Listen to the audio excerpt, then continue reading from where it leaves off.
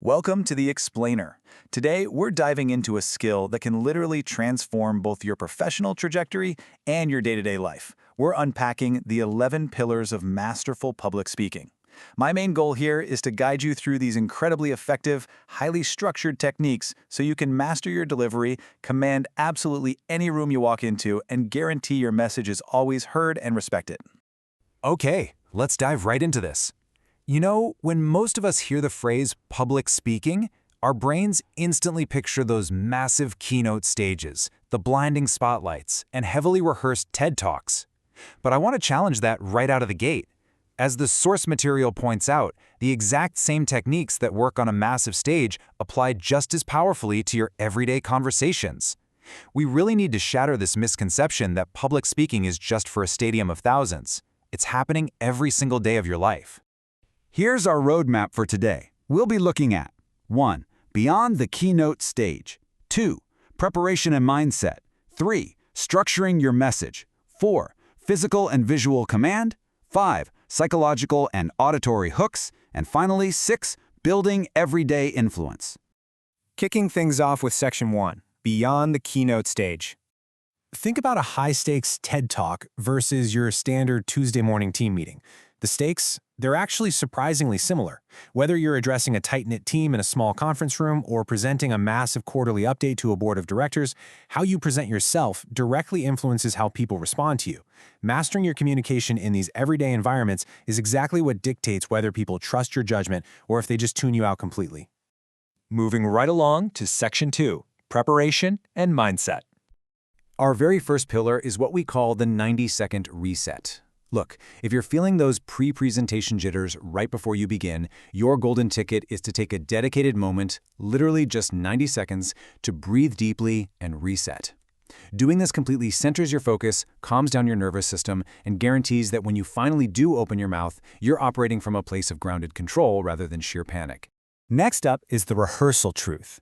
So many people try to memorize their entire speech word for word, and honestly, they just end up sounding robotic or losing their place.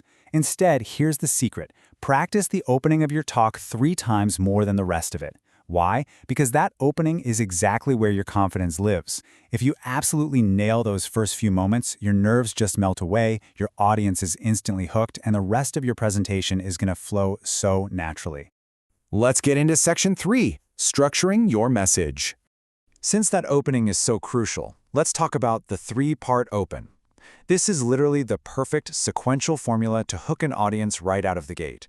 Step 1, start with a question. This forces them to actively think. Step 2, share a quick story. This builds an immediate human connection. And Step 3, give them a promise. Tell them exactly what they're going to get out of listening to you. Question, story, promise. It's a structure that absolutely works every single time to capture attention.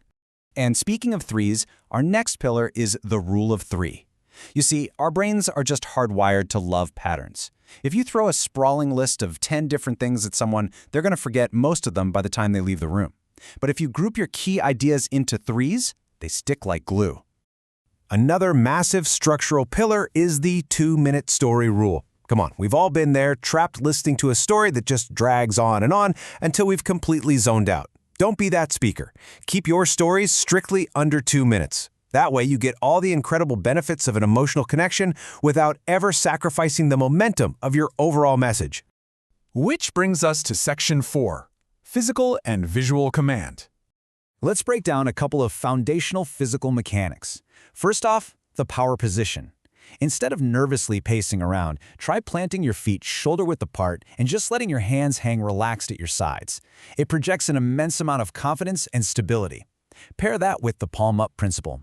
Whenever you're speaking, try to keep your palms open and facing upward. It's fascinating, but psychologically, an open posture and visible palms subconsciously build a really deep sense of trust with your listener.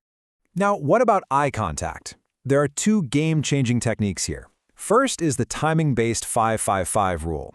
This involves scanning 5 faces in the crowd, holding each person's gaze for 5 seconds, and repeating this process every 5 minutes. The other option is the spatial lighthouse method.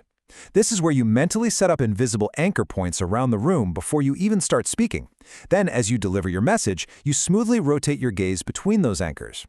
Both of these are fantastic ways to totally command the visual space of any room. All right, diving into Section 5, Psychological and Auditory Hooks. Let's talk about the power pause. That rule of 3 we talked about earlier, it applies here too, but this time as a deliberate 3-second pause. When you make a really key point, don't just speed right into your next sentence. Stop. Pause for 3 full seconds. Let the message actually land. Doing this gives your audience the essential time they need to absorb the real weight of what you just told them.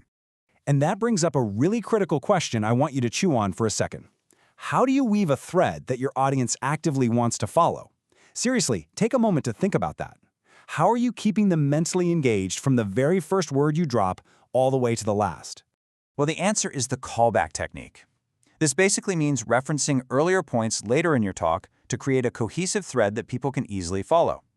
For example, remember earlier in this explainer when we talked about the 3-part open? By bringing that up right now, I've just playfully executed a callback.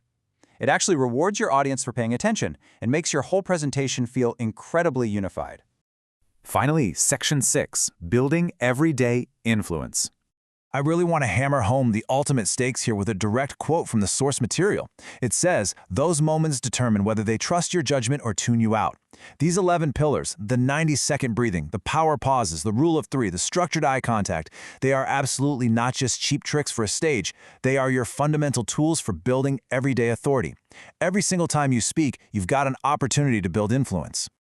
So I'm going to leave you with this final provocative thought. Which of these 11 pillars are you going to use to command the room in your very next conversation?